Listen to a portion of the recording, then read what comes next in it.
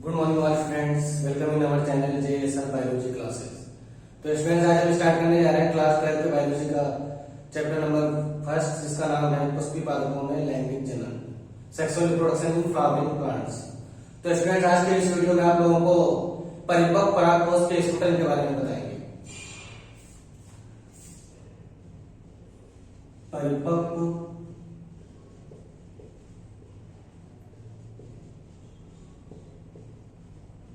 परागकोश का स्फुटन।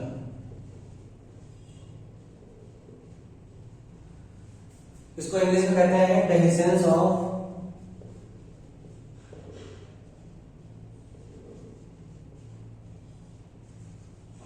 Mature anther.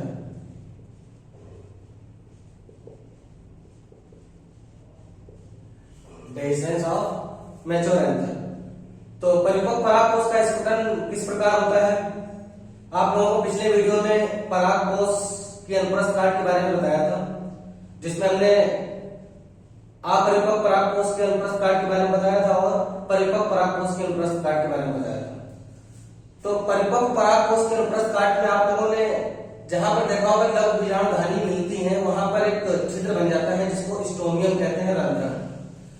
तो जो रंध्रक बन जाता है, उसी रंध्रक से क्या है, जितने भी पॉलन ग्रेन होते हैं परागकोश में, सब कहां आ जाते हैं? बाहर आ जाते हैं। तो इसको एक स्ट्रक्चर के द्वारा समझते हैं।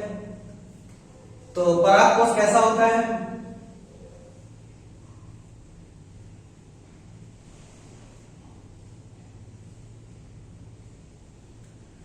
कुछ इस तरीके से एंथर होता है परागकोश, और इसमें होता क्या है?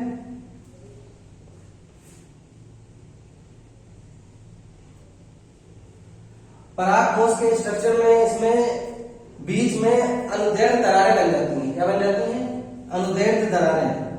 इस तरीके से कुछ ट्रांसवर्स स्लिट्स बन जाती हैं, जिसकी वजह से जो परागकोश है इसका स्फुटन हो जाता है। तो परागकोश के स्फुटन के समय होता क्या है? आप लोगों को बताया था कि जो परागकोश होता है उसमें 4 स्तर पाए जाते हैं। कितने स्तर होते हैं? 4। पहला स्तर बताया था एपिडर्मिस, दूसरा एंडोथीसियम,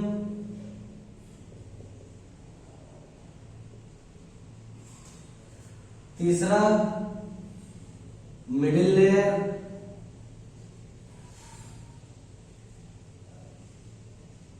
उसके बाद चौथा स्तर जो लास्ट होता है उसको क्या कहते हैं? टेपिटम। इस तरीके से परागकोश में 4 स्तर होते हैं। तो जब परागकोश अपरिपक्व होता है, प्रीमेच्योर होता है, तो उस समय परागकोश का स्फुटन नहीं होता है। परागकोश का स्फुटन कब होता है? जब परागकोश परिपक्व हो जाता है, मैच्योर हो जाता है। तो परागकोश के परिपक्व होने पर जो मिडिल लेयर और टेपिटम स्तर है, ये दोनों नष्ट हो जाते हैं। तो परागकोश के परिपक्व होने पर मध्य स्तर और टेपिटम स्तर नष्ट हो जाते हैं। जब आप लोगों ने लघु बीजाणुधानी की संरचना के बारे में पढ़ा होगा, पिछले वीडियो में आप लोगों को बताया था लघु बीजाणुधानी की संरचना, तो उसमें हमने ये स्तर दिखाए थे, वहां पे नेमिंग की थी, मिडिल लेयर और टेपिटम। तो परागकोश के परिपक्व होने पर मध्य स्तर और टेपिटम स्तर क्या हो जाते हैं? नष्ट हो जाते हैं। और इस तरीके से परागकोश में केवल 2 स्तर रह जाते हैं, एपिडर्मिस और एंडोथीसियम। बाह्य त्वचा और अंतः त्वचा, ये 2 प्रकार के स्तर रह जाते हैं। तो परिपक्व परागकोश का जो स्फुटन होता है वो किस प्रकार होता है? तो परागकोश के स्फुटन के समय क्या है? ये अनुदैर्घ्य दरारें बन जाती हैं। क्या बन जाती हैं? अनुदैर्घ्य दरारें, जिनको ट्रांसवर्स स्लिट्स कहते हैं। तो परागकोश के स्फुटन के समय क्या है? इसको क्या बोलते हैं? Transverse slits. Transverse slit. तो परिपक्व परागकोश का जो स्फुटन होता है वो अनुदैर्घ्य दरारों के बनने से होता है। अनुदैर्घ्य दरारें इसमें बन जाती हैं इस तरीके से ये, और इसके अंदर क्या भरे हुए हैं? Pollen grain. परागकोश के अंदर क्या भरे हुए हैं? Pollen grain. इस तरीके से इसमें पॉलन ग्रेन भरे रहते हैं।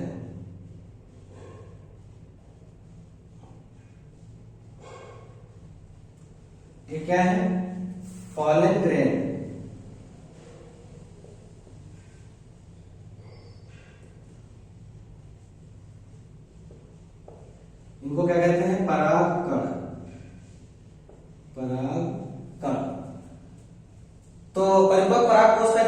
होता है वो अनुदैर्घ्य दरारों के बनने से होता है।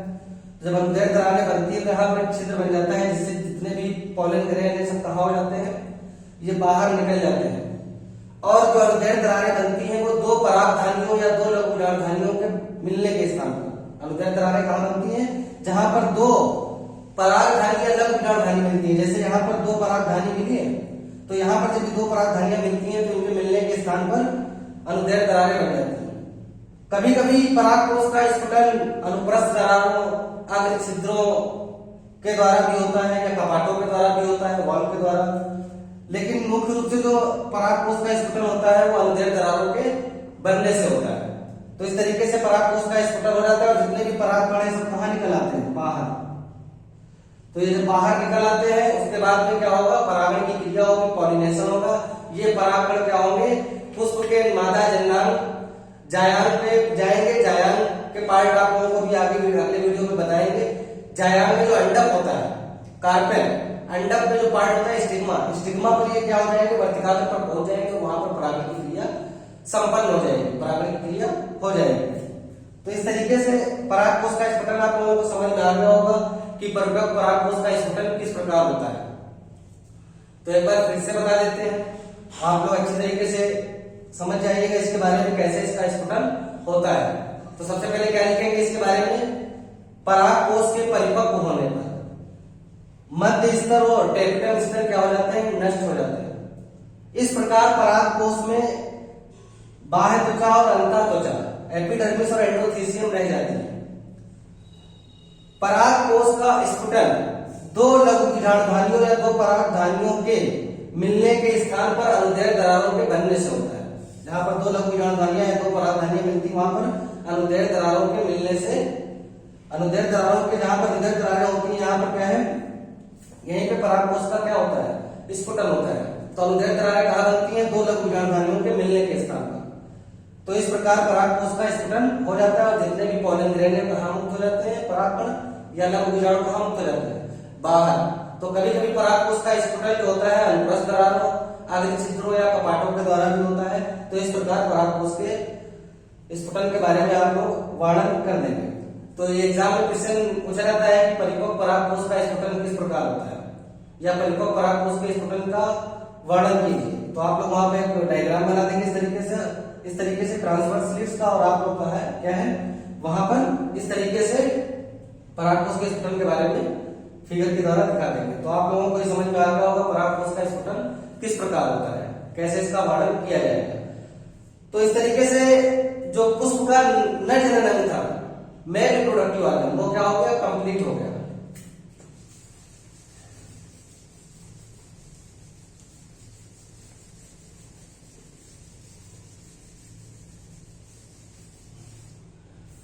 तो हमने जो इसमें वीडियो स्टार्ट किए थे, कई पार्ट्स हमने इसमें वीडियो आप लोगों को अपलोड किए आप लोगों के लिए। तो उसमें हमने जो स्टार्ट किया था जो वीडियो में, वो पुमंग से स्टार्ट किया था। कहां से, पुमंग, इसको क्या कहते हैं, एंड्रोसियम।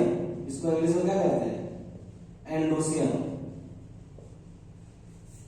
जो पुमंग होता है एंड्रोसियम, पुमंग के बारे में बताया था। पुमंग की प्रत्येक इकाई को क्या कहते हैं, पुंकेसर।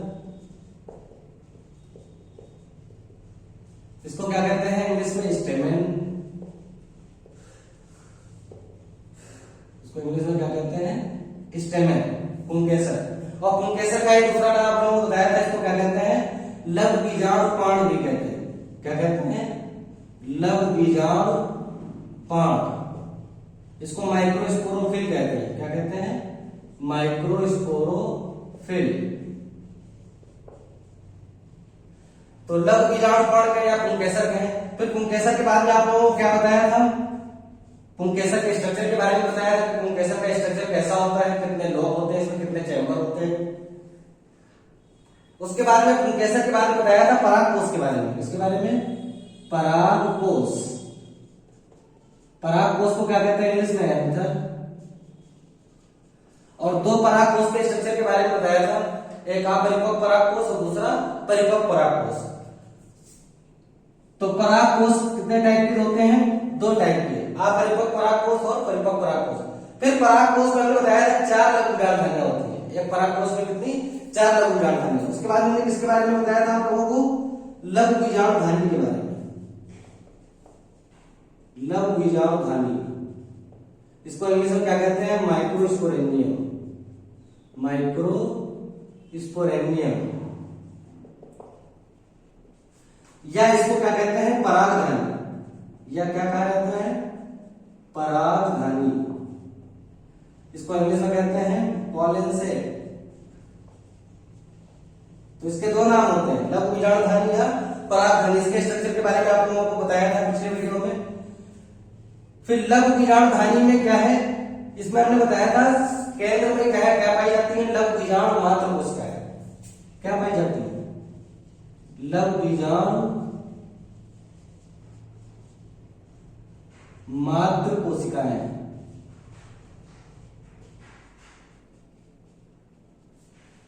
लघु बीजाणु धानी के केंद्र में क्या पाई जाती है, लघु बीजाणु मात्र कोशिकाएं। इनको क्या कहते हैं, माइक्रोस्पोर मदर सेल्स। इंग्लिश में क्या कहते हैं, माइक्रोस्पोर मदर सेल्स, या इनका दूसरा नाम क्या है, पराग मात्र कोशिकाएं, या क्या कहते हैं, पराग मात्र कोशिकाएं। इनको इंग्लिश में क्या कहते हैं, pollen mother cell. Pollen mother cells. तो लघु बीजाणु मात्र कोशिकाएं जो पराग मात्र कोशिकाएं होती हैं, इनमें कौन सा विभाजन होता है, इनमें कौन सा विभाजन होता है, अर्धसूत्री विभाजन। कौन सा विभाजन, अर्धसूत्री विभाजन, इनमें मियोसिस होता है। इसको क्या कहते हैं, अर्धसूत्री विभाजन। तो लघु बीजाणु मात्र कोशिकाओं या पराग मात्र कोशिकाओं में जब अर्धसूत्री विभाजन होता है तो क्या बनते हैं, परागकण या लघु बीजाणु बनते हैं। क्या बनते हैं, लघु बीजाणु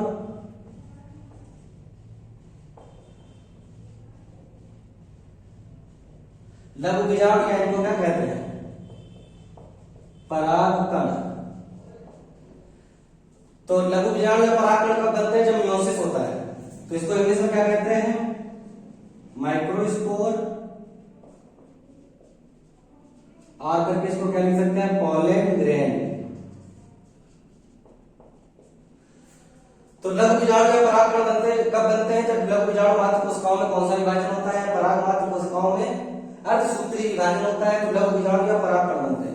उसके बाद में आप लोगों को परागकण के स्ट्रक्चर के बारे में बताया था। परागकण का स्ट्रक्चर कैसा होता है, परागकण का अंकुरण किस प्रकार होता है, और परागकण कैसे बनते हैं, लघु बीजाणु जनन के बारे में आप लोगों को बताया था, माइक्रोस्पोरोजेनेसिस पिछले वीडियो में। अब जो परागकण जो बना है, इसी को क्या कहते हैं, नर युग्मकोद्भिद। इसी को क्या कहते हैं, नर युग्मकोद्भिद। इसको क्या कहते हैं, नर युग्मकोद्भिद। इसको इंग्लिश में क्या कहते हैं, मेल गैमेटोफाइट। Male gametophyte. तो इस तरीके से नर युग्मकोद्भिद जो बनता है वो कैसे बनता है, परागकण जो बनता है, आप लोगों को बताया था परागकण के बारे में, उसका अंकुरण बताया था। तो परागकण के अंकुरण, जो परागकण बनता है, परागकण में क्या होता है, परागकण को ही नर युग्मकोद्भिद कहा जाता है, मेल गैमेटोफाइट कहा जाता है। तो हमने इसके बारे में बताया था, नर युग्मकोद्भिद क्या होती है, परागकण क्या होता है, बताया था। परागकण के अंकुरण से बनी ऐसी संरचना जिसमें दो नर युग्मक उपस्थित होते हैं। कितने, दो नर युग्मक, 2 मेल गैमेट। तो उसे क्या कहते हैं, नर युग्मकोद्भिद, मेल गैमेटोफाइट कहते हैं। तो इस तरीके से जितना भी हमने यहाँ पे जो प्रोसेस बताया, हमने स्टार्ट कहां से किया था, पुमंग से, और कंप्लीट कहां पे हुआ, परागकण पे, नर युग्मकोद्भिद।